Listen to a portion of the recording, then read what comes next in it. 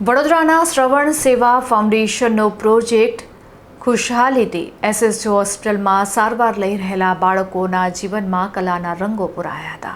મધ્ય ગુજરાતની સૌથી મોટી સરકારી એસએસજી હોસ્પિટલના બાળરોગ વિભાગમાં સારવાર લઈ રહેલા માસૂમ બાળકોના કંટાળાજનક સમયને ઉત્સાહજનક બનાવવા માટે શ્રવણ સેવા ફાઉન્ડેશન દ્વારા પ્રોજેક્ટ ખુશહાલીનો નવતર પ્રારંભ કરવામાં આવ્યો છે.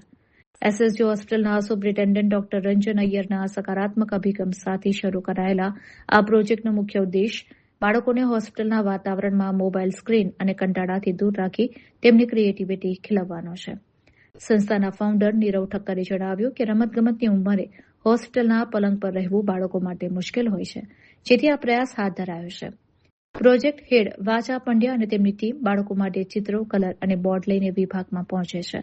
અત્યાર સુધીમાં 25થી વધુ બાળકો આમાં જોડાઈ ચૂક્યા છે. ટીમ દ્વારા બાળકો પાસે ચિત્રકામ કરાવવા ઉપરાંત રસપ્રદ વાર્તાઓ અને પપેટ સ્ટોરી ટેલિંગ જેવી એક્ટિવિટીઝ પણ કરાવવામાં આવે છે.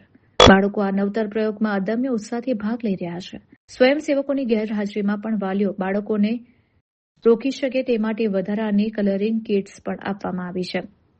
સંસ્થા દ્વારા આગામી સમયમાં કાર્યક્રમ નિયમિતપણે વધુ વિવિધતા સાથે ચાલુ રાખવામાં આવશે.